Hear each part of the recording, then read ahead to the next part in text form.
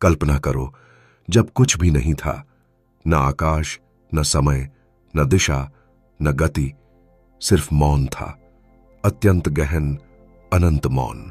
और फिर उस मौन में एक हल्की सी लहर उठी। ना कोई वाद्य था, ना कोई गायक, फिर भी एक कंपन हुआ। पहली बार ब्रह्म ने स्वयं को सुना। वह कंपन वही पहला नाद था, और उसी नाद से यह संपूर्ण ब्रह्मांड जन्मा। नाद का रहस्य।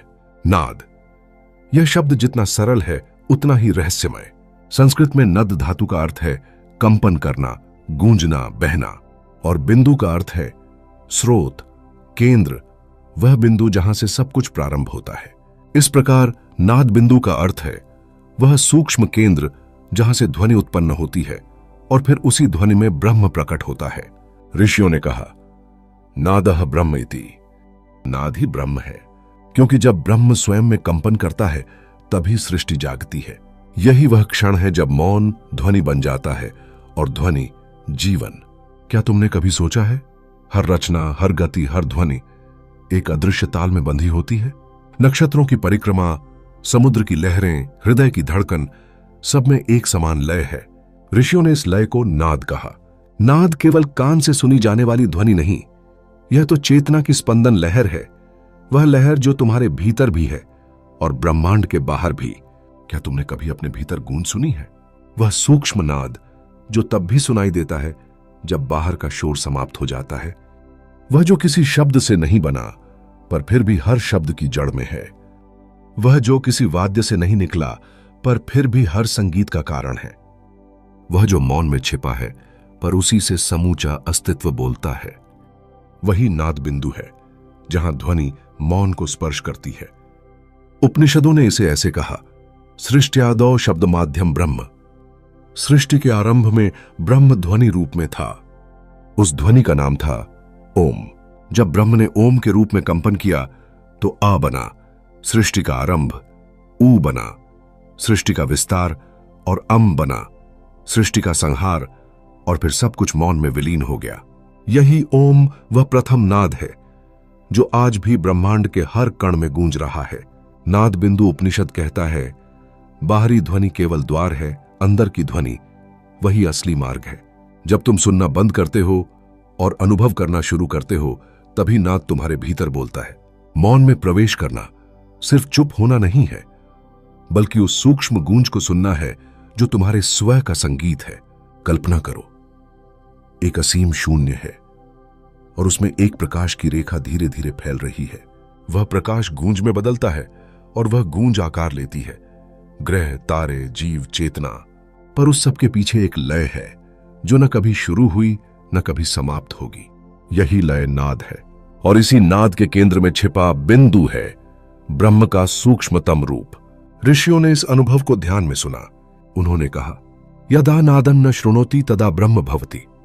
जब योगी नाद को पार कर जाता है तब वह ब्रह्म बन जाता है, क्योंकि नाद कोई वस्तु नहीं, यह आत्मा की भाषा है। हर प्राणी के भीतर एक अंतर्नाद गूंजता है। साधक उसे सुनने के लिए बाहर नहीं, भीतर जाता है।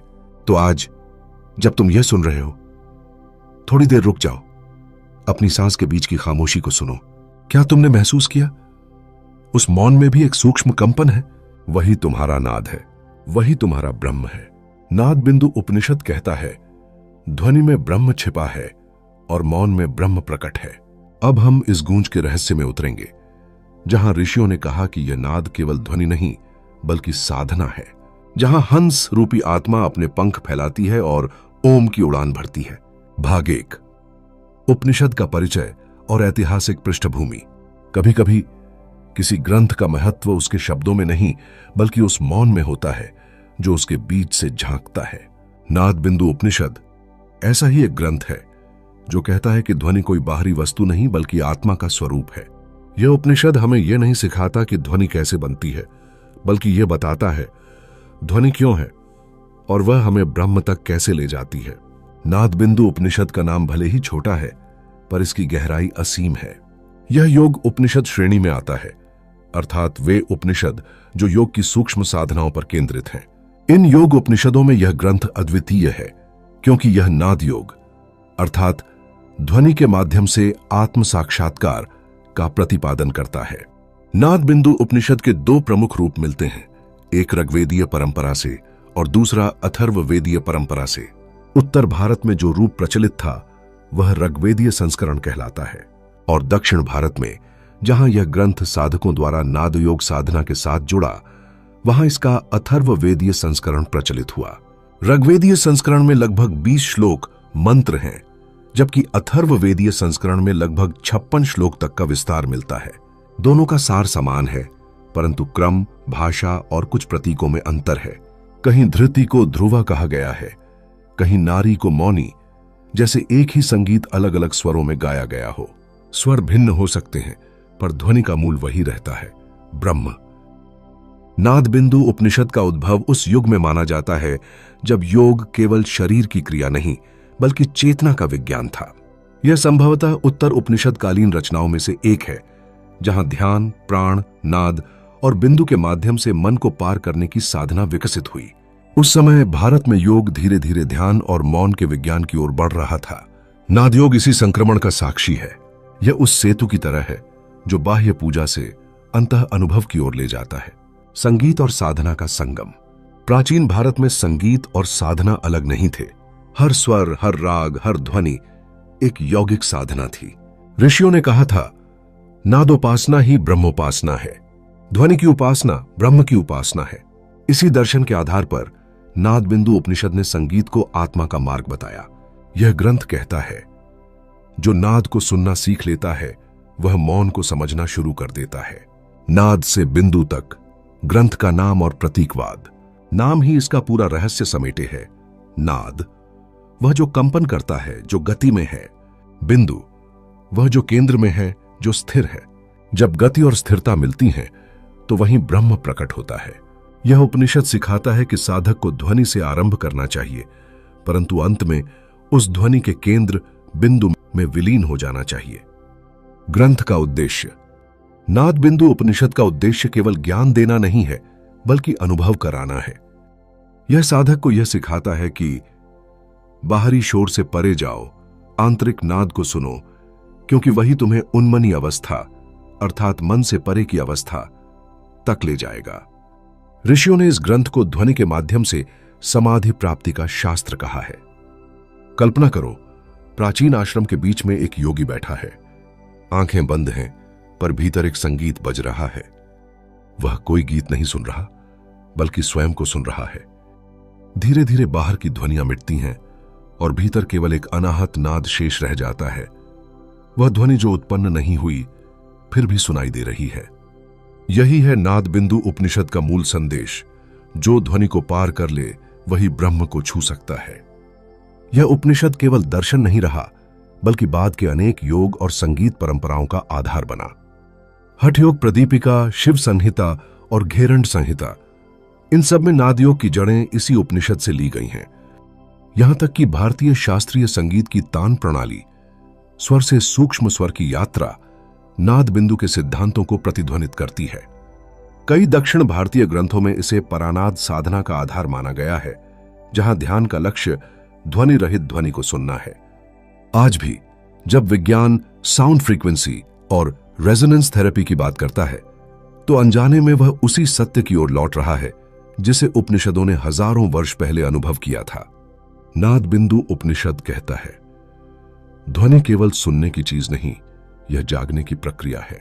अब जब हमने जाना कि यह उपनिषद कहां से आया, क्यों रचा गया और कैसे यह नाद को ब्रह्म से जोड़ता है, अब समय है उसके हृदय में प्रवेश करने का, उस वैराज प्राणव में जहां ओम अपने पंख फैलाता है और आत्मा हंस बनकर उड़ान भरती है।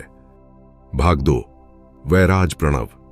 जब ओम ने अपने पंख फैलाए, एक क्षण था जहां न ध्वनि थी न मौन, केवल शुद्ध अस्तित्व, निराकार, निःशब्द, नित्य।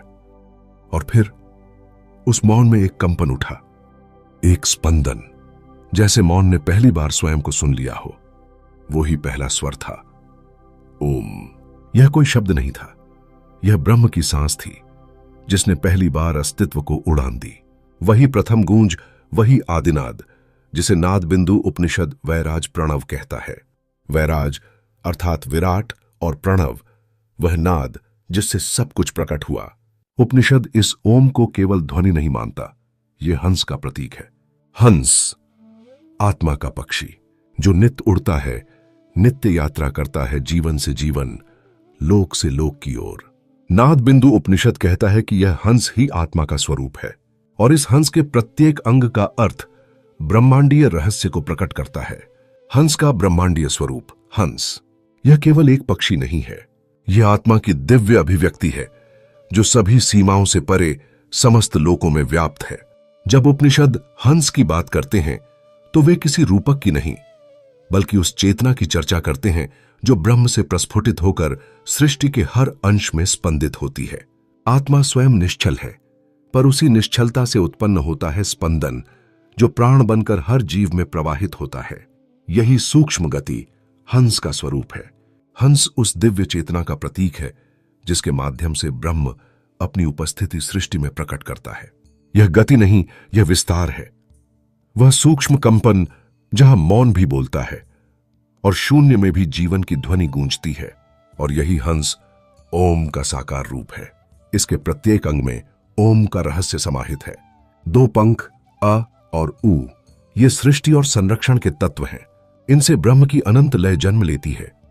जहां एक ओर सृष्टि आरंभ होती है, वहीं दूसरी ओर उसका संतुलन बना रहता है। पूंछ एम, यह लय और मौन का प्रतीक है। जहां सब कुछ शांत हो जाता है, जहां सृष्टि, शब्द और विचार अपने मूल में विलीन हो जाते हैं। चोंच अर्धमात्रा, यह वह बिंदु है जहां सभी द्वैत समाप्त हो जाते हैं, जहां केवल अद्वैत की अनुभूति रह जाती है। यह वही स्थिति है जहां योगी नाद को पार कर मौन में प्रवेश करता है। हंस का शरीर सत्य का प्रतीक है। यह ब्रह्म की वास्तविक सत्ता है जो नित्य, अविनाशी और सर्वव्यापक है। इसके नेत्र धर्म और अधर्म के प्रतीक हैं। यह संसार के दो पहलू हैं, प्रकाश और छाया। इनसे जगत का संतुलन बना रहता है। और इसके चरण सत्व, रज और तम, ये सृष्टि के तीन गुण हैं जिनसे संपूर्ण ब्रह्मांड की रचना और गति उत्पन्न होती है। इस प्रकार हंस केवल एक प्रतीक नहीं, बल्कि ब्रह्म की चेतना का जीवित स्वरूप है। यही कारण है कि नाद बिंदु उपनिषद कहता है, हंसो हंसीति आत्मा स एव ब्रह्म, अर्थात यह हंस स्वरूप आत्मा ही ब्रह्म है जो नाद से उत्पन्न होकर बिंदु में विलीन हो जाती है। हंस और लोक, शरीर से ब्रह्मांड तक। नाद बिंदु उपनिषद में कहा गया है कि हंस का प्रत्येक अंग किसी न किसी लोक से जुड़ा हुआ है, लेकिन यहां लोक से आशय भौतिक जगत से नहीं है। ये लोक हैं चेतना के विभिन्न स्तर, जहां आत्मा अपनी गहन अनुभूति और स्पंदन के माध्यम से प्रकट होती है। सिर सत्यलोक, यह चेतना का अंतिम और निश्चल स्तर है, जहां आत्मा स्वयं की वास्तविकता में स्थिर रहती है और ब्रह्म का परम स्वरूप प्रकट होता है। मुख तपोलोक, यह वह चेतना का क्षेत्र है जहां साधना, तप और ज्ञान की ऊर्जा सक्रिय होती है। यह वह स्तर है जहां साधक अपने अंदर के प्रकाश को अनुभव करता है। कंठ जनलोक, यह चेतना का सृजनात्मक स्तर है जहां जीवात्मा और प्राणी चेतना का प्रारंभिक अनुभव उत्पन्न होता है। हृदय महरलोक, यह विराट अनुभूति और प्रज्ञा का स्तर है। यहां आत्मा अपने व्यापक स्वरूप में अनुभव करती है और अपनी गहन चेतना का अनुभव करती है। नाभि स्वरलोक, यह चेतना का दिव्य और प्रकाशमान स्तर है जहां ब्रह्म की ऊर्जा और ज्योतिपूर्ण रूप से प्रकट होती है। जंघा भुवरलोक, यह चेतना की गति और प्राण की ऊर्जा का क्षेत्र है। यह वह स्तर है जो सभी क्रियाओं और प्रक्रियाओं को संतुलित करता है। चरण भूलोक, यह चेतना का प्रारंभिक और व्यक्त स्तर है जहां आत्मा अपने अनुभव और भावों के माध्यम से साकार होती है। इस प्रकार हंस केवल आत्मा का प्रतीक नहीं है, यह पूरा ब्रह्मांडीय चेतनात्मक शरीर है। हर अंग, हर लोक चेतना के विभिन्न स्तरों का प्रतिनिधित्व करता है। जब हम ओम का उच्चारण करते हैं तो हमारी चेतना भी इन्हीं स्तरों से होकर प्रवाहित होती है। जैसे हंस का प्रत्येक अंग चेतना के विभिन्न लोकों से जुड़ा है, वैसे ही नाद की यात्रा हमें भूलोक से सत्यलोक तक ले जाती है। यह वह मार्ग है जहां साधक धीरे धीरे अनुभव करता है कि हर लोक, हर स्तर और हर ध्वनि ब्रह्म का ही स्वरूप है। और यही नाद बिंदु उपनिषद की गहन शिक्षा है कि आत्मा और ब्रह्म के बीच कोई भेद नहीं है। सभी चेतना का स्रोत और लक्ष्य एक ही है। ओम की त्रिमात्रा, सृष्टि का स्पंदन। अब समझो, ओम में 3 मात्राएं हैं, अ, उ, म। उपनिषद कहता है अकारः उत्पत्ति, उकारः स्थिति, मकारः संहार, अर्थात अ सृष्टि का उद्भव है, उ संरक्षण का प्रवाह है और अम संहार का मौन है। इन तीनों के मिलने से जो एक नाद उत्पन्न होता है वही वैराज प्रणव है, जहां ब्रह्म स्वयं को अनुभव करता है। कल्पना करो, तुम एकांत में बैठे हो, सांस बहुत शांत है, मन स्थिर है। धीरे से आ का उच्चारण करो। अ, यह स्वर ब्रह्मांड में फैलता है जैसे सृष्टि जन्म ले रही हो। प्रकाश, आकाश, वायु सब प्रकट हो रहे हैं। अब ऊ, यह स्वर सबको जोड़ देता है, चेतना प्रवाहित होती है, जीवन गति पकड़ता है। फिर म, सब कुछ मौन में लीन हो जाता है। अब केवल नाद शेष है, जिसमें ब्रह्म और आत्मा एक हो जाते हैं। यह है ओम का ध्यान, सृष्टि, संरक्षण और लय की एकात्म यात्रा। हंस की उड़ान, आत्मा की चेतनात्मक यात्रा। हंस शब्द हन और सा से बना है। हन श्वास, जीवन की प्राणधारा। सा निश्वास, शांति और मौन की अनुभूति। हम प्रतिदिन अनजाने में लगभग 21,600 बार हन और सा के माध्यम से हंस का जप करते हैं। हर श्वास और निःश्वास में ब्रह्म की लय गूंज रही है। हर श्वास कहती है, हां मैं हूं, सा वह है। हंस सोहम यानी मैं वही हूं। यह कोई वाक्य नहीं बल्कि जीवन की लय है। प्रत्येक श्वास ब्रह्म का जप है, हर सांस में ब्रह्म की गूंज है। हंस की उड़ान, यह आत्मा की चेतनात्मक यात्रा है। नाद बिंदु उपनिषद हमें सिखाता है कि जब हम अपनी सांस के साथ इस हंस नाद को अनुभव करते हैं तो हम धीरे धीरे महसूस करते हैं कि आत्मा और ब्रह्म अलग नहीं बल्कि एक ही अनंत स्वरूप हैं। आत्मा और प्रणव का मिलन। जब योगी ओम का ध्यान करता है वह बाहरी ध्वनि नहीं सुनता बल्कि भीतर के नाद में प्रवेश करता है। धीरे धीरे यह नाद कान से नहीं हृदय से सुनाई देने लगता है। फिर यह ध्वनि इतनी सूक्ष्म हो जाती है कि केवल चेतना में अनुभव होती है, बिना किसी शब्द के, बिना किसी रूप के। वह क्षण अनाहत नाद का होता है। वहीं ब्रह्म और आत्मा एक हो जाते हैं। नाद बिंदु उपनिषद कहता है यह प्रणवम मनसा ध्यायेत स ब्रह्म भवति। जो साधक ओम का मन से ध्यान करता है वह स्वयं ब्रह्म बन जाता है, क्योंकि जब नाद में डूब जाते हो तो सुनने वाला, सुनाई देने वाला और ध्वनि तीनों एक हो जाते हैं। तब केवल चैतन्य की गूंज बचती है। प्रणव की अवस्था, 4 स्तरों में यात्रा। नाद बिंदु उपनिषद 4 अवस्थाओं का वर्णन करता है। पहली अवस्था वैखरी, यह बाहरी ध्वनि का स्तर है, जहां शब्द हैं, जहां स्वर और उच्चारण स्पष्ट रूप में सुने जाते हैं। यह वह प्रारंभिक स्तर है जहां साधक अपने वाणी और ध्वनि के साथ जुड़ता है। दूसरी अवस्था मध्यमा, यह मन की ध्वनि का स्तर है, जहां विचार उत्पन्न होते हैं और शब्द केवल मानसिक रूप में अनुभव किए जाते हैं। यह वह अवस्था है जहां बाहरी और आंतरिक चेतना के बीच पुल बनता है। तीसरी अवस्था पश्यंती, यह सूक्ष्म तरंगों का स्तर है, जहां शब्द रूप लेने लगते हैं लेकिन अभी वे मन के सीमित अनुभव में ही हैं। यह वह सूक्ष्म चेतना है जहां विचार और भावनाएं आध्यात्मिक तरंग में परिवर्तित होती हैं। चौथी अवस्था परा, यह मौन का स्तर है, जहां केवल ब्रह्म बचता है और कोई शब्द, विचार या रूप नहीं रहता। यह वह अंतिम स्थिति है जहां चेतना पूरी तरह अपने स्रोत ब्रह्म में विलीन हो जाती है। ओम का उच्चारण इन चारों अवस्थाओं को पार कर हमें मौन की अंतिम स्थिति बिंदु तक ले जाता है। यह वह स्थल है जहां शब्द से शून्य तक और शून्य से ब्रह्म तक की यात्रा पूरी होती है। आधुनिक भौतिकी कहती है एवरीथिंग इज वाइब्रेशन, पर उपनिषद सहस्रों वर्ष पहले कह चुका नादो ब्रह्म। यह नाद ही ब्रह्म है। हर ग्रह, हर तारा, हर परमाणु उसी ओम की कंपन पर नृत्य कर रहा है। प्रत्येक जीव, प्रत्येक विचार उसी एक कॉस्मिक फ्रीक्वेंसी का हिस्सा है। इसलिए जब साधक ओम का ध्यान करता है तो वह पूरे ब्रह्मांड के कंपन से जुड़ जाता है।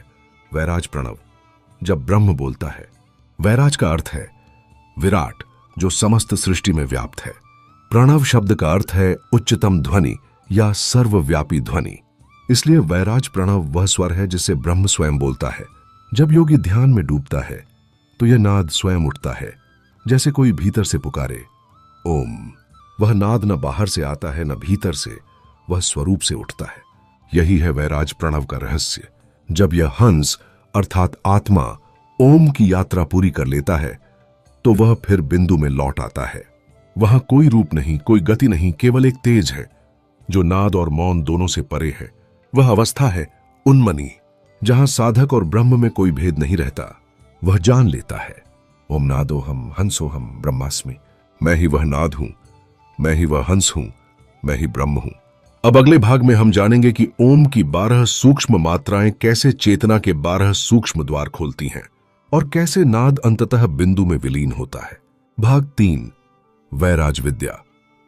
12 मात्राएं और स्वर विज्ञान का रहस्य। स्वर एक कंपन जो सब में है, तुम में, मुझ में, इस वायु में, इस आकाश में, और उसी स्वर के हृदय में छिपा है ओम, जिसे नाद बिंदु उपनिषद ने वैराज कहा है, वह जो ब्रह्म का तेजस्वी विस्तार है। अब हम प्रवेश करने जा रहे हैं वैराज विद्या में, वह रहस्य जो बताता है कि ओम केवल 3 अक्षर नहीं बल्कि 12 कलाओं का जीवंत स्पंदित ब्रह्मांड है। हर कला, हर मात्रा एक लोक है, एक चेतना है, एक स्तर है उस परम नाद की यात्रा का। उपनिषद कहता है ओंकार की 12 कलाएं हैं जिनसे संपूर्ण ब्रह्मांड की ध्वनि जाल रची गई है। इन कलाओं को मात्राएं कहा गया। ये मात्राएं शब्द नहीं बल्कि चेतना के स्पंदन हैं। अब आइए एक एक करके इन 12 कलाओं को अनुभव करें। पहला, घोषणी, स्वर का उद्गम। कल्पना करो जैसे शांत जल पर पहली तरंग उठती है। घोषणी वही पहली लहर है, वह ध्वनि जो मौन से जन्म लेती है। यह वह क्षण है जब ब्रह्म अपने मौन से बोल उठता है। ध्यान करते समय जब श्वास भीतर जाती है और तुम उस गहरे मौन में डूबते हो, वही घोषणी है। वह तुम्हें यह अनुभव कराती है कि हर शब्द, हर विचार उसी मौन से उत्पन्न होता है। दूसरा, विद्युन्माली, प्रकाश की झिलमिलाहट। अब देखो, जब ध्वनि उठी, प्रकाश भी प्रकट हुआ। यह है विद्युन्माली, बिजली की तरह झिलमिलाती चेतना। यह वह क्षण है जब नाद और ज्योति एक हो जाते हैं। ध्यान में जब भीतर अचानक कोई झिलमिल प्रकाश दिखाई दे, वह विद्युन्माली की झलक है। वह संकेत है कि चेतना अब नाद से प्रकाशित हो रही है। तीसरा, पतंगिनी, गति और विस्तार की शक्ति। पतंगिनी नाम ही कहता है, उड़ती हुई, फैलती हुई। अब नाद केवल स्थिर नहीं रहा, वह चल पड़ा, पूरे अस्तित्व में फैलने लगा। यह वही अवस्था है जब साधक को लगता है कि उसका शरीर लय हो गया है और केवल एक प्रवाहित ध्वनि बची है जो सब दिशाओं में बह रही है। पतंगिनी हमें बताती है नाद केवल सुना नहीं जाता, वह जिया जाता है। चौथा, वायुवेगिनी, श्वास की लय में ब्रह्म का प्रवाह। अब नाद श्वास से जुड़ता है। वायुवेगिनी वह मात्रा है जहां प्राण और नाद एक हो जाते हैं। हर श्वास के साथ सो हम का अनुभव करो। सो भीतर जाता है, ब्रह्म का आह्वान। हम बाहर आता है, आत्मा का उत्तर। वायुवेगिनी यही संवाद है, श्वास और आत्मा का मिलन। पांचवा, नामधेया, स्वर को पहचान मिलती है। अब यह नाद अपना रूप लेता है, उसे नाम मिलता है। नामधेया वह अवस्था है जहां चेतना स्वयं को पहचानती है। यहां साधक अनुभव करता है कि ओम केवल ध्वनि नहीं, उसका अपना नाम है। यह नाम सभी नामों का मूल है। राम, कृष्ण, शिव, बुद्ध, सब इसी एक स्वर से उत्पन्न है। नामधेया हमें सिखाती है कि सच्चा नाम उच्चारण से नहीं, अनुभव से प्रकट होता है। छठवां, ऐन्द्री, इंद्र की शक्ति। अब स्वर इंद्र के समान प्रकट होता है, चैतन्य का राजा बनकर। ऐन्द्री वह शक्ति है जो इंद्रियों को रूप देती है। यहां साधक को सुनने, देखने, महसूस करने की संवेदनाएं तीव्र हो जाती हैं। हर आवाज में ब्रह्म की झंकार, हर गंध में परम की उपस्थिति। ऐन्द्री बताती है कि जब नाद भीतर जगता है तो इंद्रियां शत्रु नहीं रहती, वे साधना का माध्यम बन जाती हैं। सातवां, वैष्णवी, संरक्षण की तरंग। अब स्वर शांत होता है, वह फैल चुका है और अब पोषण देता है। वैष्णवी वह शक्ति है जो जीवन को संभालती है। ध्यान में जब भीतर स्थिरता आती है, जब न कोई शब्द शेष रहता है, सिर्फ एक संतुलन, वही वैष्णवी है।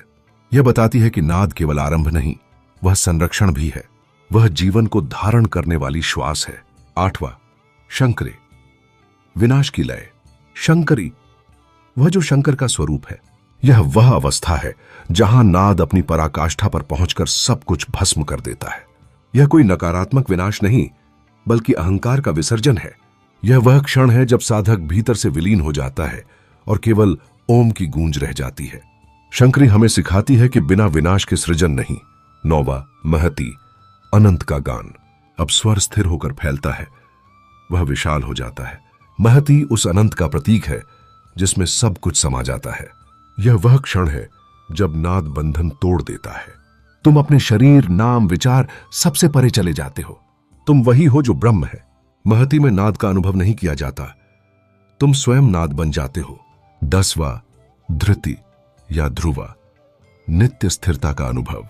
अब चेतना स्थिर है, शांत है। धृति वह मात्रा है जो सब कुछ थामे हुए है। जैसे दीपक की लौ हवा में भी अचल रहती है, वैसे ही साधक इस अवस्था में अडिग हो जाता है। धृति बताती है यह यात्रा केवल अनुभव नहीं, यह स्थायित्व है। यहीं योगी को ब्रह्मज्ञान की जड़ें मिलती हैं। 11वां नारी या मौनी, मौन का चरम। अब स्वर मौन में बदल जाता है। नारी या मौनी वह अवस्था है जहां शब्द पूरी तरह शांत हो जाते हैं। यह वह क्षण है जब भीतर की नाद केवल मौन बन जाती है। कोई शब्द नहीं, कोई विचार नहीं, सिर्फ गहरा जीवंत मौन। यह मौन मृत्यु नहीं, ब्रह्म का आलिंगन है। यहां योगी पहली बार स्वयं से मिलन करता है। 12वां ब्राह्मी, परम की दीक्षा। और अंततः ब्राह्मी, यह 12वीं मात्रा सबका समाहार है। घोष से लेकर मौन तक, ध्वनि से लेकर शून्य तक। यह वह अवस्था है जहां साधक ओम नहीं बोलता, ओम स्वयं उसे बोलता है। यहां ब्रह्म और आत्मा में कोई भेद नहीं रहता। उपनिषद कहता है जो इन 12 मात्राओं में ओंकार का ध्यान करता है वह वैराज पुरुष बन जाता है, स्वयं ब्रह्म। कुछ स्थानों पर इन कलाओं के नाम भिन्न हैं, पर अर्थ एक ही है, नाद से ब्रह्म की यात्रा। ऋग्वैदिक परंपरा इन मात्राओं को स्वर की ध्वन्यात्मक अवस्था कहती है, जबकि अथर्ववेदिक दृष्टि में ये चेतना के स्तर हैं। एक ध्वनि है, दूसरी अनुभूति। दोनों मिलकर बताते हैं कि नाद ही ब्रह्म है। ध्यान विधि, 12 कलाओं का अनुभव। शांत बैठो, श्वास को सुनो, धीरे धीरे ओम का जप करो और हर मात्रा के साथ चेतना को गहराते देखो। घोषणी पर ध्यान दो, ध्वनि उठ रही है। विद्युन्माली, प्रकाश फूट रहा है। पतंगिनी, नाद फैल रहा है। वायु वेगिनी, श्वास नाद बन रही है। नामधेया, पहचान बन रही है। ऐन्द्री, इंद्रियां प्रकाशित हो रही हैं। वैष्णवी, स्थिरता। शंकरी, विसर्जन। महती, विस्तार। धृति, स्थायित्व। नारी, मौन। ब्राह्मी, मिलन। जब तुम इस 12 गुनी नाद में डूब जाओगे तब तुम जानोगे ओम केवल उच्चारण नहीं, अस्तित्व का श्वास है। जब अंतिम मात्रा में सब शांत हो जाता है तब वही शेष रहता है जो अनादि है, ब्रह्म का नाद, आत्मा का स्वर। यह वैराज विद्या केवल ज्ञान नहीं, यह अनुभव का मार्ग है, जहां साधक नाद से बिंदु बन जाता है और बिंदु में सब कुछ समा जाता है। क्या तुम सुन पा रहे हो? वह सूक्ष्म कंपन जो तुम्हारे भीतर गूंज रहा है वही ओम है, वही तुम्हारा सत्य है, वही ब्रह्म है। भाग 4, नाद योग। जब बाहरी ध्वनि भीतर विलीन होती है, शुरुआत हमेशा ध्वनि से होती है, परंत मौन में। और नाद बिंदु उपनिषद इसी रहस्य को खोलता है। वह कहता है यथा बाह्य नाद लयं गच्छति तथा मनोलयं गच्छति। जैसे बाहरी ध्वनि धीरे धीरे लीन हो जाती है, वैसे ही मन भी उसी नाद में विलीन हो जाता है। यही है नाद योग, जहां ध्वनि साधना बन जाती है और साधक स्वयं नाद बन जाता है। ध्वनि का अनुभव तुम हर दिन करते हो। कभी घंटी बजती है, कभी हवा सरसराती है, कभी कोई नाम पुकारता है। पर क्या तुमने कभी उस ध्वनि को सुना है जो इन सब के पीछे है? वही सूक्ष्म ध्वनि जो किसी वस्तु से नहीं टकराती फिर भी हमेशा सुनाई देती है। वह है अनाहत नाद, वह ध्वनि जो बिना आघात के उत्पन्न होती है। नाद योग का सार यही है, बाहरी शोर से भीतर के मौन तक की यात्रा, बाहरी नाद से आंतरिक अनाहत तक का मार्ग। कल्पना करो तुम शांत बैठे हो। शुरुआत में तुम्हें पंखे की आवाज सुनाई देती है, फिर धीरे धीरे वह गायब हो जाती है। अब तुम अपनी सांस सुन रहे हो। थोड़ी देर बाद वह भी धीमी पड़ जाती है। फिर अचानक कुछ नहीं, सिर्फ मौन। पर उस मौन में भी कुछ कंपन है, कुछ तरंगे हैं जिन्हें तुम सुन नहीं रहे बल्कि महसूस कर रहे हो। यही वह क्षण है जहां नाद योग शुरू होता है। नाद बिंदु उपनिषद कहता है नाद में उपरन ब्रह्म। ये नाद ही परम ब्रह्म है। जो नाद में लीन हुआ वही ब्रह्म में लीन हुआ।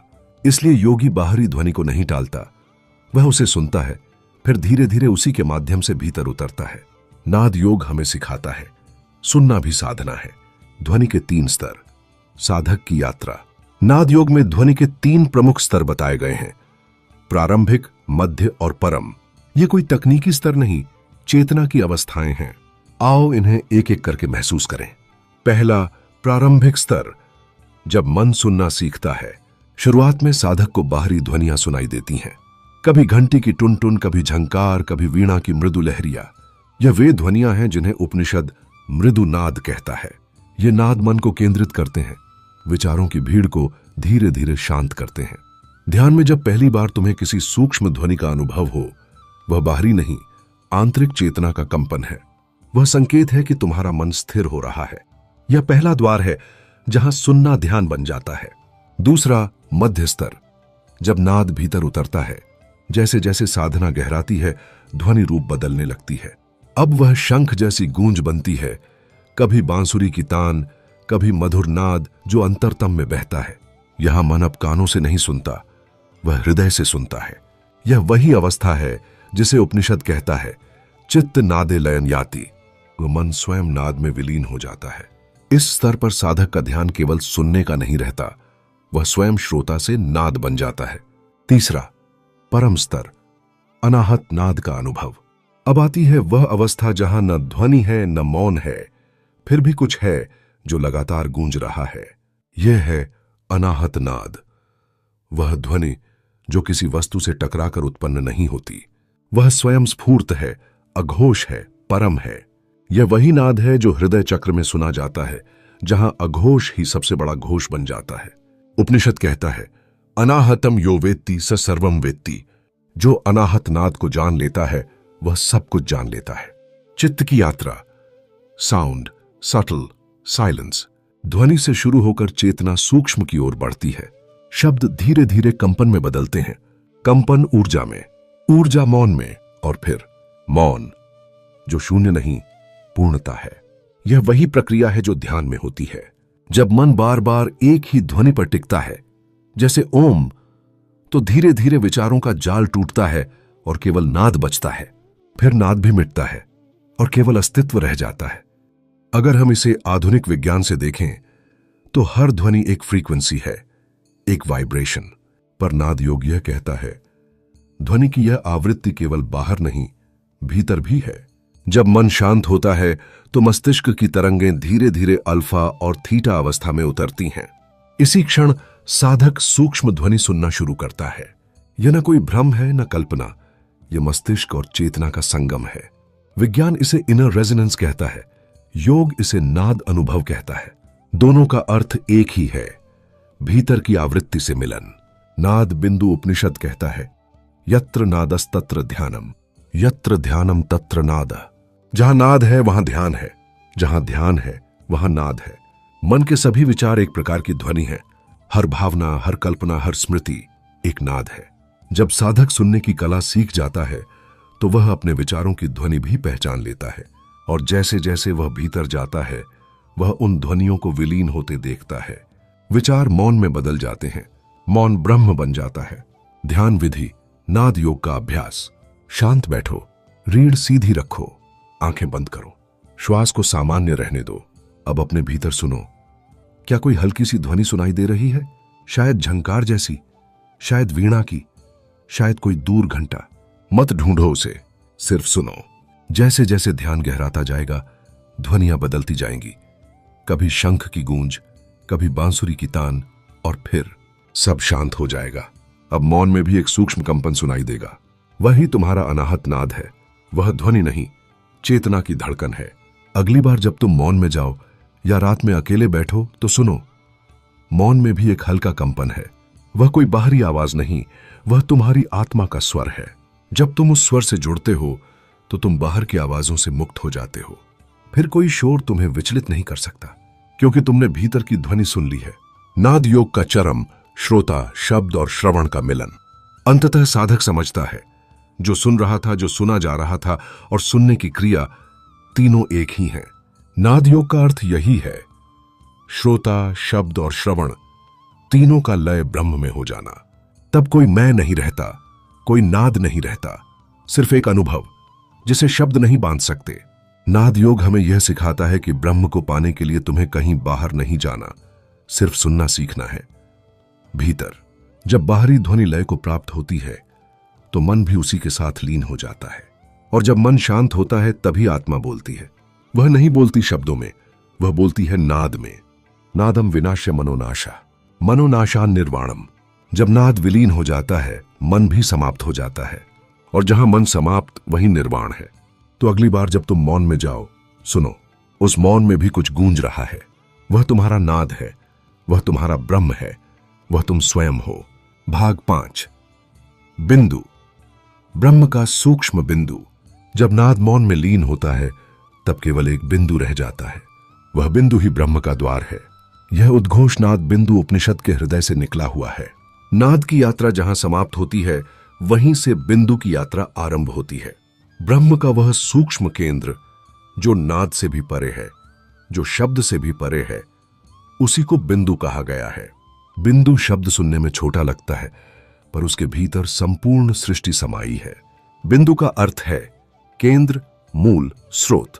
वह बिंदु जहां से सब उत्पन्न होता है और अंततः सब उसी में लौट जाता है। जैसे कोई वृत्त अपने केंद्र के बिना अधूरा है, वैसे ही नाद अपने बिंदु के बिना अर्थहीन है। उपनिषद कहता है नाद का अंतिम लक्ष्य ही बिंदु है। नाद गति है, बिंदु स्थिरता। नाद लहर है, बिंदु सागर की गहराई। नाद समय है, बिंदु शाश्वत। यही वह रहस्य है जहां कंपन का अंत प्रकाश में होता है और प्रकाश का अंत चेतना में। उपनिषद का भाव यह है कि नाद से बिंदु प्रकट होता है, बिंदु से कलाएं उत्पन्न होती हैं और उन कलाओं के माध्यम से ब्रह्म की अभिव्यक्ति होती है। यह वाक्य केवल दार्शनिक नहीं, यह सृष्टि का रहस्य है।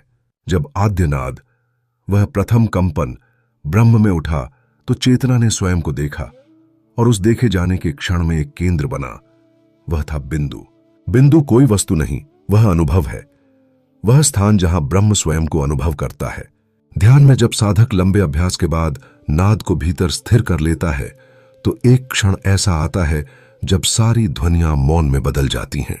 फिर उस मौन में एक बिंदु प्रकट होता है, एक सूक्ष्म प्रकाश बिंदु, जैसे अंधकार में कोई जीवंत तारा। वह बिंदु स्थिर है पर उससे प्रकाश बह रहा है। वह मौन है पर उसके चारों ओर सूक्ष्म नाद गूंजता है।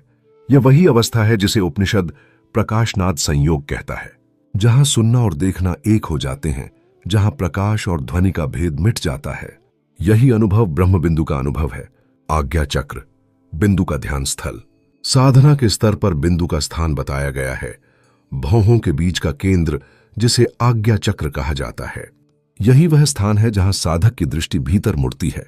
यहां विचार शांत हो जाते हैं और चेतना स्वयं को देखने लगती है। उपनिषद बताता है कि त्रिकूट यानी भ्रूमध्य में एक बिंदु स्थित है जो चेतना का सर्वोच्च केंद्र है। साधक का ध्यान इसी बिंदु पर केंद्रित होता है और यही बिंदु नाद से बिंदु तक की यात्रा का अंतिम लक्ष्य है।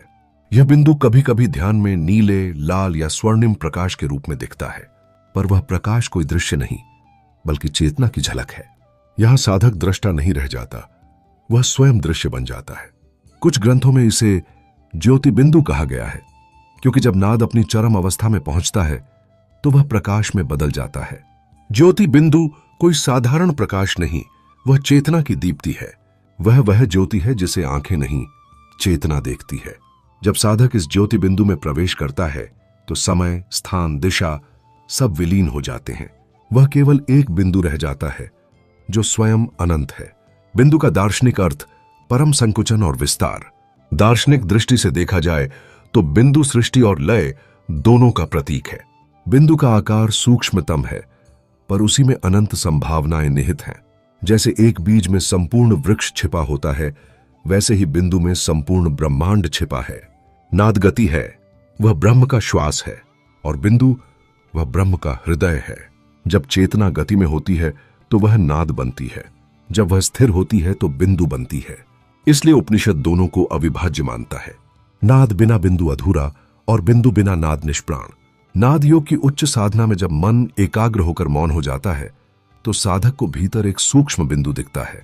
शुरू में यह बिंदु चंचल होता है, कभी आता है, कभी खो जाता है, फिर धीरे धीरे यह स्थिर होने लगता है। और जब साधक पूरी तरह शांत हो जाता है तो बिंदु अपने आप फैलने लगता है।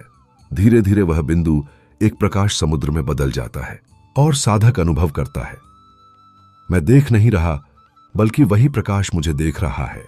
यही बिंदु ध्यान की चरम अवस्था है, जहां साधक और साध्य एक हो जाते हैं। उपनिषद के अनुसार बिंदु कोई वस्तु नहीं, वह चेतना का संकुचित रूप है, ब्रह्म का सूक्ष्म प्रतिबिंब। जब साधक उस बिंदु में प्रवेश करता है तो वह स्वयं ब्रह्म के हृदय में प्रवेश करता है। उपनिषद कहता है, बिंदु रूपे परम ब्रह्म तत्र सर्वम प्रतिष्ठितम। बिंदु ही परम ब्रह्म का रूप है, उसी में संपूर्ण सृष्टि प्रतिष्ठित है। यहां पहुंचकर कोई साधक यह नहीं कहता कि मैंने ब्रह्म को देखा, बल्कि वह कहता है, मैं ही ब्रह्म हूं। नाद से बिंदु की यात्रा, साधक का मार्ग। नाद योग की साधना में यह यात्रा स्पष्ट बताई गई है। पहले साधक बाहरी ध्वनि सुनता है, फिर धीरे धीरे वह भीतर के नाद में उतरता है। फिर एक क्षण आता है जब नाद मौन हो जाता है और उसी मौन में बिंदु प्रकट होता है। यह यात्रा नाद से बिंदु की है और बिंदु से ब्रह्म की। नाद गति है, बिंदु केंद्र। नाद तरंग है, बिंदु मौन। नाद ब्रह्म की अभिव्यक्ति है और बिंदु ब्रह्म का आत्मस्वरूप। उपनिषद कहता है कि ब्रह्मांड की सृष्टि भी बिंदु से ही प्रारंभ हुई। वह बिंदु जो शून्य नहीं था बल्कि चेतना से भरा हुआ था। विज्ञान इसे सिंगुलैरिटी कहता है, पर योगी इसे ब्रह्म बिंदु कहता है। जब वह बिंदु स्पंदित हुआ, नाद उत्पन्न हुआ, कंपन ने रूप लिया और रूप ने जगत। इसलिए हर परमाणु, हर तारा, हर जीव, सब उसी बिंदु की अभिव्यक्ति हैं। बिंदु ध्यान, अभ्यास के संकेत। शांत स्थान में बैठो, रीढ़ सीधी रखो, आंखें बंद करो, अपना ध्यान भौहों के बीच केंद्रित करो। कुछ देर तक केवल श्वास पर ध्यान दो। जब श्वास स्थिर हो जाए तो ध्यान दो, क्या भीतर कोई हल्का प्रकाश दिख रहा है? शायद नीला, शायद स्वर्णिम, शायद सफेद। उसे मत पकड़ो, बस देखो। वह बिंदु कभी आएगा, कभी मिटेगा। धीरे धीरे वह तुम्हारा ध्यान अपनी ओर खींच लेगा। फिर एक क्षण आएगा जब वह बिंदु बढ़ने लगेगा और तुम उसमें विलीन हो जाओगे। वहीं से नाद, ज्योति और आत्मा तीनों एक हो जाते हैं। जब साधक इस बिंदु में स्थित हो जाता है तो उसे कुछ करने की आवश्यकता नहीं रहती। न वहां जप है, न ध्यान, न ध्वनि, सिर्फ मौन है। परंतु वह मौन जीवित है। वह मौन ही ब्रह्म की धड़कन है। उपनिषद का भाव यह है कि बिंदु ही परम तत्व है और जो इस बिंदु को जान लेता है वह सृष्टि के रहस्य को जान लेता है। तो जब तुम ध्यान में बैठो और भीतर कोई सूक्ष्म प्रकाश या ध्वनि अनुभव करो तो उसे पकड़ने या नियंत्रित करने का प्रयास मत करो। बस उसे स्वाभाविक रूप से अनुभव होने दो। प्रकृति के अनुसार उसकी गति का अनुसरण करो। यह सूक्ष्म बिंदु स्वयं ब्रह्म का अभिव्यक्त रूप है, सत्य का परम आधार, चेतना का केंद्र। जब साधक की चेतना इस बिंदु में स्थिर होती है तो वह ब्रह्म के अनंत रूप से एकात्म हो जाता है। भाग 6, उन्मनी अवस्था। जब मन लय में विलीन होता है, जब नाद की गहराई में उतरते उतरते साधक मौन के सागर में पहुंचता है, तब वहां एक क्षण आता है जहां मन स्वयं अपने अस्तित्व को भूल जाता है। यह वही अवस्था है जिसे उपनिषद ने कहा है उन्मनी अवस्था। उन्मनी अर्थात जहां मन नहीं रहता। यह अमनस अवस्था है जहां विचार समाप्त नहीं होते बल्कि विचार अपनी जड़ों में लौट जाते हैं। यहां चित्त की लहरें नहीं उठती क्योंकि सागर अब पूर्ण स्थिर है। उपनिषद कहता है जब चित्त नाद में लीन होता है तब मन की सभी वृत्तियां शांत हो जाती हैं। साधक जब बाह्य ध्वनियों से अंतःनाद की यात्रा करता है तो पहले वह सुनता है घंटा की झंकार, वीणा का स्वर, शंख की गूंज। फिर धीरे धीरे ये सब ध्वनियां मिटती जाती हैं और अंत में केवल अघोष नाद रह जाता है जो कहीं से उत्पन्न नहीं होता पर भीतर गूंजता है। वह नाद ही साधक को भीतर की ओर खींचता है, जैसे कोई प्रकाश की डोर आत्मा को अपने स्रोत की ओर बुला रही हो। उन्मनी अवस्था में साधक मन को नहीं रोकता, वह बस देखता है, जैसे कोई आकाश बादलों को गुजरते हुए देखता है। धीरे धीरे मन स्वयं शांत हो जाता है। यह दमन नहीं है, यह विलय है। मन को शांत करने की चेष्टा करने वाला मन ही शांत नहीं हो सकता। पर जब साधक नाद में लीन होता है तो चेष्टा करने वाला ही समाप्त हो जाता है। अब न कोई ध्यान करता है, न कोई ध्यान का विषय, केवल अनुभव शेष रहता है। नाद बिंदु उपनिषद इस अवस्था का एक सुंदर प्रतीक देता है। जैसे दीपक की लौ बाहर से जलती है पर बीच में एक अत्यंत सूक्ष्म शांत बिंदु होता है जहां न ज्वाला है, न धुआं, न गति, केवल स्थिरता। उन्मनी अवस्था उसी स्थिर बिंदु का अनुभव है। यहां साधक को लगता है जैसे समय ठहर गया हो, जैसे श्वास भी अब स्वयं चल रही हो, जैसे कोई मैं अब नहीं बचा, केवल चेतना का प्रकाश रह गया है। प्राण और नाड़ी विज्ञान का रहस्य। नाद बिंदु उपनिषद यह भी कहता है कि जब साधक नाद में लीन होता है तो उसकी प्राण शक्ति स्वाभाविक रूप से संतुलित हो जाती है। ईढ़ा, पिंगला और सुषुम्ना, ये तीनों नाड़ियां अब एक ही प्रवाह में समाहित हो जाती हैं। श्वास का आना जाना इतना मृदु हो जाता है कि साधक को कभी कभी लगता है श्वास ही नहीं रही। परंतु यह मृत्यु का मौन नहीं है, यह जीवित मौन है। यह वही अवस्था है जिसे उपनिषद ने कहा अशब्द ब्रह्म, जहां कोई ध्वनि नहीं है पर अस्तित्व का संगीत हर ओर गूंज रहा है। अशब्द अर्थात जहां शब्द समाप्त हो गए पर अनुभव शेष है। यह मौन मृत नहीं, यह चेतन मौन है, साक्षी का मौन। यहां सुनाई देता है एक सूक्ष्म कंपन, एक गूंज जो शब्दों के पार है, परंतु सब कुछ उसी से जन्म लेता है। साधक जब इस मौन को सुनता है तो समझता है कि यही वह मूल स्वर है जिससे सृष्टि निकली थी। यह वही परम नाद है जिससे सभी प्राण, सभी लोक, सभी शब्द उत्पन्न हुए। उन्मनी की पहचान। उपनिषद कहता है जब साधक नाद में इतना लीन हो जाए कि उसे बाहर का भान ही न रहे, जब श्वास स्वयं हो, ध्यान स्वयं हो और सुनना स्वयं सुनता रहे, तब जानो उन्मनी अवस्था आ चुकी है। इस अवस्था में न निद्रा है, न जागृति, न विचार है, न कल्पना। यह अविच्छिन्न एकत्व की दशा है जहां साधक और साध्य में कोई भेद नहीं। इस अवस्था में साधक के भीतर प्रकाश फैलता है, पर यह बाहरी रोशनी नहीं, यह चेतना की ज्योति है। वह देखता है जैसे सब कुछ भीतर से प्रकाशित हो रहा हो। कभी यह प्रकाश स्थिर बिंदु के रूप में दिखता है, कभी यह लहर की तरह फैलता है, परंतु हर स्थिति में साधक जानता है यह प्रकाश मेरा नहीं, यह परम का नाद है जो चेतना बनकर चमक रहा है। उन्मनी अवस्था का अर्थ है मन का मन से परे जाना। यह न तो विचार का विरोध है, न भावना का दमन। यह तो उस स्थिति का अनुभव है जहां मन की सभी शक्तियां अपने मूल में लौट जाती हैं। नाद बिंदु उपनिषद कहता है जो साधक निरंतर नाद का अनुसरण करता है उसका मन स्वयं विलीन हो जाता है। यह विलय ही उन्मनी है, जहां साधक अब साधक नहीं रह जाता बल्कि नाद ही उसके माध्यम से सुनता है।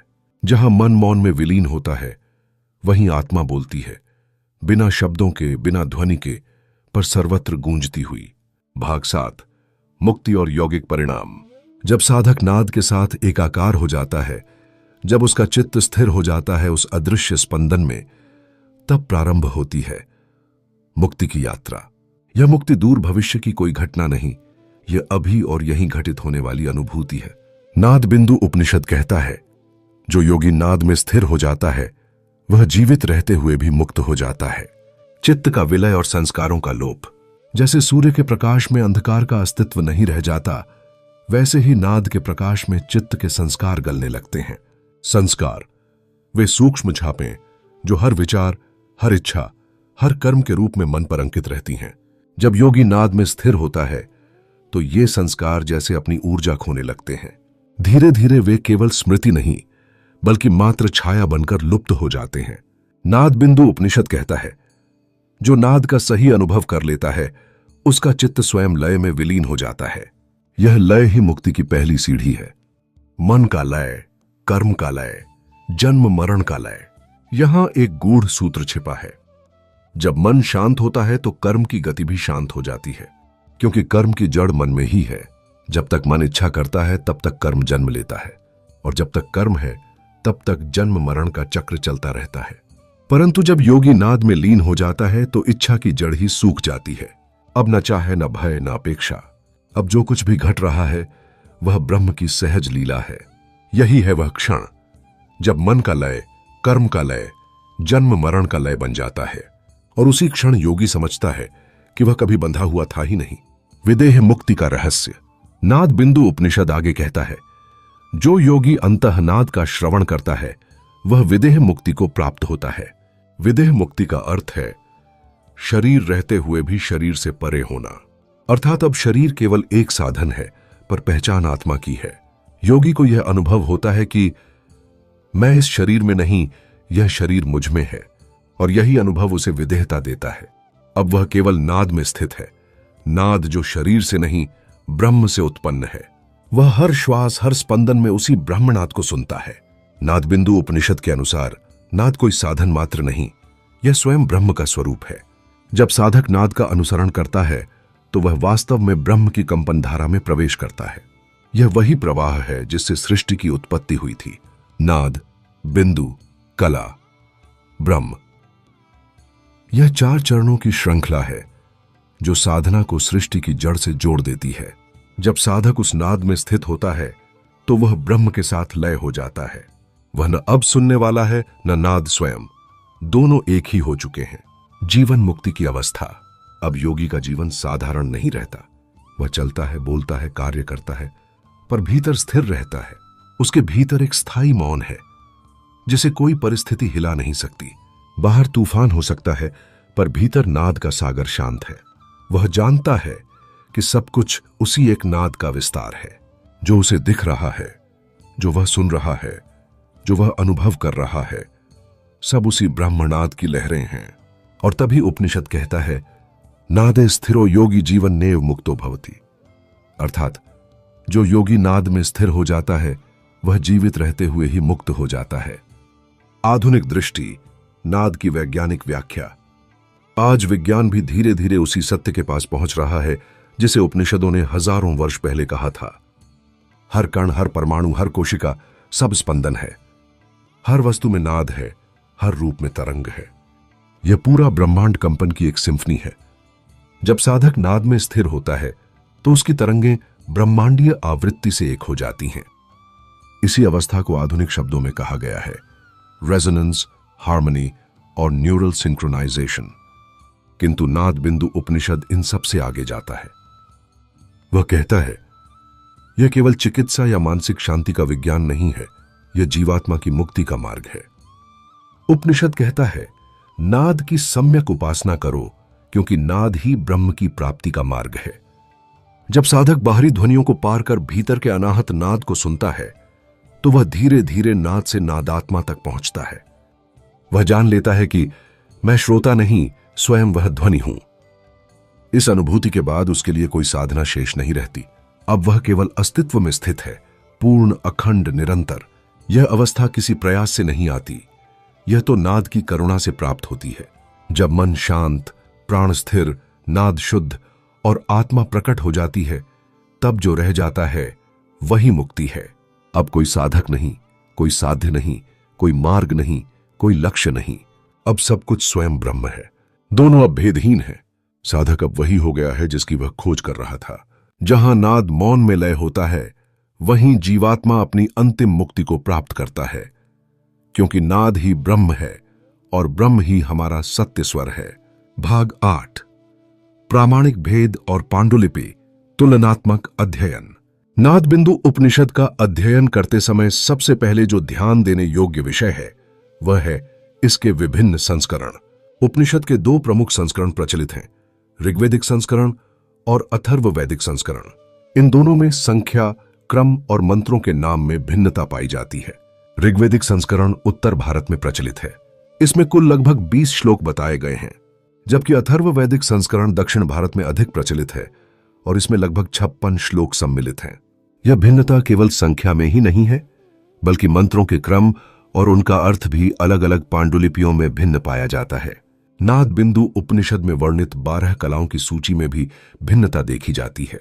ऋग्वेदिक संस्करण में कलाओं के नाम इस प्रकार हैं: घोषिनी, विद्युमाली, पतंगिनी, वायुवेगिनी, नामधेया, ऐन्द्री, वैष्णवी, शंकरी, महती, धृति, नारी, ब्राह्मी।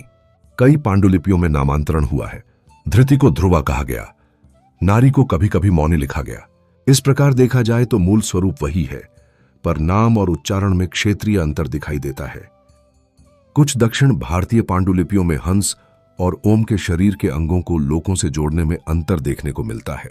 ऋग्वेदिक संस्करण में भू, भुव, स्व आदि लोक सापेक्ष रूप से अंगों से जोड़े गए हैं। अथर्ववैदिक संस्करण में कुछ अंगों का स्थानीय संदर्भ बदल गया है, जिससे ध्यान साधना और ध्वनि विज्ञान में सूक्ष्म अंतर उत्पन्न होता है। उपनिषद यह स्पष्ट करता है कि भिन्न पांडुलिपियों में ये अंतर किसी सिद्धांत का विरोध नहीं करते, बल्कि साधना के विविध मार्गों को दर्शाते हैं। नाद बिंदु उपनिषद की व्याख्या में विद्वानों के दृष्टिकोण भी भिन्न हैं। कुछ विद्वान बताते हैं नाद बिंदु कला का मार्ग है, जबकि अन्य कहते हैं परानाद, परावाक, ब्रह्म। इन भिन्नताओं का कारण केवल शब्दों की व्याख्या नहीं, बल्कि अनुभूति और साधना की दिशा में अंतर है। कुछ विद्वान केवल ध्वनि के वैज्ञानिक पक्ष पर जोर देते हैं, कुछ केवल ध्यान और आंतरिक अनुभव पर। हमारे चैनल आत्म विस्तार में हम इसे सरल भाषा में इस प्रकार प्रस्तुत करते हैं ताकि दर्शक आसानी से समझ सकें। शायद यही कारण है कि उपनिषद हमें सिखाते हैं सत्य एक ही है, पर उसे सुनने के स्वर अनेक हैं। यह संदेश स्पष्ट करता है कि भले ही पांडुलिपि, भाषा या अनुक्रम अलग हो, सत्य की अनुभूति में कोई भेद नहीं है। सत्य स्थिर है, पर साधकों के अनुभव और श्रोता के लिए आवाज के स्वर भिन्न हो सकते हैं। इसलिए उपनिषद का उद्देश्य केवल ज्ञान देना नहीं, बल्कि अनुभव कराना है। प्रत्येक साधक को अपने भीतर नाद और बिंदु का अनुभव हो। नाद बिंदु उपनिषद हमें यह सिखाता है कि ज्ञान में विविधता है, पर साधना का परिणाम, आत्मा का अनुभव सर्वत्र समान है। जहां ग्रंथों की शब्दावली बदलती है, वहां अनुभव का सार स्थिर रहता है। सत्य एक ही है, पर उसके स्वर अनेक हैं। यह है नाद बिंदु उपनिषद की शिक्षाओं का वास्तविक संदेश। भाग 9, आधुनिक दृष्टि और आत्म विस्तार का संदेश। नाद बिंदु उपनिषद केवल प्राचीन ग्रंथ नहीं है, यह एक जीवंत मार्गदर्शन है जो आज के समय में भी उतना ही प्रासंगिक है जितना हजारों वर्ष पहले था। आधुनिक विज्ञान ने धीरे धीरे उसी सत्य की ओर दृष्टि दी है जिसे ऋषियों ने अनुभव किया। ध्वनि केवल कान से सुनने की चीज नहीं, बल्कि वह अवधारणा की प्रक्रिया है। उपनिषद कहता है, नाद का अनुभव करो, केवल उसे सुनने तक सीमित मत रहो। आधुनिक संदर्भ में नाद का महत्व। आज मनुष्य अत्यधिक तनाव और मानसिक उलझनों में फंसा है। दिमाग और शरीर दोनों थकान और अनियमितता का अनुभव करते हैं। नाद बिंदु उपनिषद का मार्गदर्शन इस स्थिति में अत्यंत उपयुक्त है। ध्वनि चिकित्सा, साउंड हीलिंग। नाद के कंपन शरीर और मस्तिष्क की तरंगों को संतुलित करते हैं। मानसिक शांति और भावनात्मक स्थिरता प्राप्त होती है। ध्यान, मेडिटेशन। बाहरी ध्वनियों से शुरू होकर आंतरिक अनाहत नाद की अनुभूति। चित्त धीरे धीरे स्थिर होता है और विचारों की गड़बड़ी कम होती है। आंतरिक आवृत्ति का समन्वय, इनर फ्रीक्वेंसी अलाइनमेंट। शरीर और मस्तिष्क की सूक्ष्म तरंगें ब्रह्मांडीय कंपन के साथ ताल मिलाती हैं। यह स्वास्थ्य, मानसिक संतुलन और ऊर्जा के प्रवाह के लिए अनिवार्य है। नाद बिंदु उपनिषद कहता है, नाद केवल वह नहीं जो सुनाई दे, यह वह है जिसे अनुभव किया जाए। रोजमर्रा के जीवन में नाद का अनुभव। हमारी दिनचर्या में नाद अनुभव करने के कई साधन हैं। सुबह उठकर गहरी सांसों के साथ ओम का उच्चारण, नदियों, हवा, पत्तियों की सरसराहट को ध्यानपूर्वक सुनना, संगीत और मंत्रों में नाद के कंपन को महसूस करना, शांति के क्षणों में आंखें बंद कर अंतर्नाद की खोज करना। यह केवल साधना नहीं, बल्कि जीवन का एक नया अनुभव है। जब हम नाद में स्थित होते हैं तो हर क्रिया, हर शब्द और हर विचार में ब्रह्म की उपस्थिति अनुभव होती है। नाद बिंदु उपनिषद का उद्देश्य केवल मानसिक शांति नहीं है, यह आत्मा के विस्तार का मार्ग है। जब साधक नाद में लीन होता है तो वह स्वयं की गहराई में उतरता है। वह देखता है कि उसकी पहचान केवल शरीर या मन तक सीमित नहीं है। वह समझता है, मैं वही हूं जो सभी नादों में व्याप्त है। यह अनुभव साधक को जीवन के हर पल में सजग और जागरूक बनाता है। वह जानता है कि वास्तविक शांति भीतर है, बाहर नहीं। अगर आपने इस गूंज को महसूस किया है तो अगला कदम है मौन की साधना करना।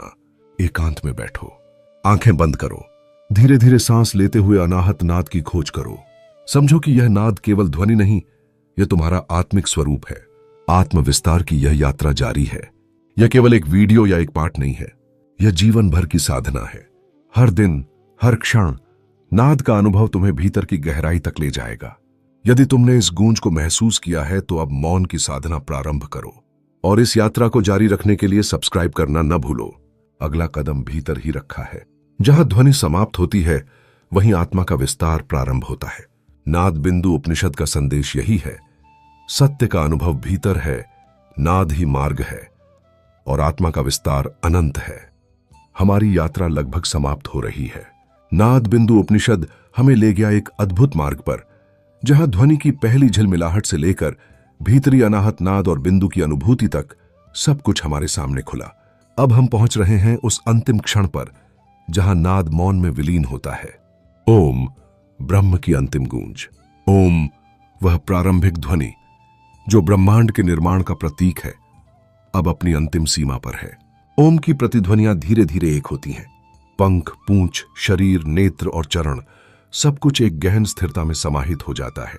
यह स्थिति केवल शोर का अंत नहीं है, यह संपूर्ण ब्रह्मांड की चेतना का विलीन होना है। नाद बिंदु उपनिषद हमें यह समझाता है कि प्रत्येक ध्वनि प्रारंभ में भौतिक होती है, फिर सूक्ष्म नाद में बदलती है और अंततः शून्य में विलीन हो जाती है। शून्य केवल खाली स्थान नहीं है, यह वह अवस्था है जहां सभी ध्वनियां, सभी मात्राएं, सभी कलाएं एक अनंत चुप्पी में विलीन हो जाती हैं। यह शून्य ब्रह्म है। शब्द से शून्य तक और शून्य से ब्रह्म तक, यही उपनिषद का सार है। जब ध्यान करने वाला योगी पूर्णतः नाद में लीन होता है तो उसका चित्त शांत होता है, मन की हर हलचल समाप्त होती है। वह समझता है कि यह मौन मृत नहीं, यह जीवित मौन है, एक ऐसा मौन जिसमें ब्रह्म की पूर्ण उपस्थिति महसूस होती है। अंतर्नाद की यह अनुभूति बताती है ध्वनि केवल कानों से नहीं सुनी जाती, बल्कि समग्र चेतना से अनुभव की जाती है। प्रिय मित्रों, इस वीडियो में हमने देखा कि नाद बिंदु उपनिषद न केवल नाद और बिंदु की शिक्षा देता है, बल्कि यह हमें जीवन की गहराई, चित्त की शांति और आत्मा के विस्तार की ओर भी ले जाता है। बाहरी ध्वनि से प्रारंभ करके सूक्ष्म अंतर्नाद में प्रवेश करना और अंत में पूर्ण मौन में विलीन होना, यह वह प्रक्रिया है जो साधक को आत्मज्ञान और मुक्ति की ओर ले जाती है। सोचिए, जैसे ओम की अंतिम गूंज धीरे धीरे हवा में मिलती है, सभी मात्राएं, सभी कलाएं और सभी ध्वनियां शून्य में विलीन हो जाती हैं। मौन केवल शून्यता नहीं, यह संपूर्ण ब्रह्मांड की शांति और चेतना है। ध्यान के इस क्षण में श्रोता महसूस करता है कि सत्य केवल शब्दों या ध्वनियों में नहीं है, बल्कि अनुभव और जागरूकता में है। जहां ध्वनि समाप्त होती है, वहीं आत्मा का विस्तार प्रारंभ होता है। नाद बिंदु उपनिषद का यही अंतिम और परम संदेश है। शब्द से शून्य तक, शून्य से ब्रह्म तक और ब्रह्म में अंतर्नाद का अनुभव। इस यात्रा में अंत तक बने रहने के लिए धन्यवाद।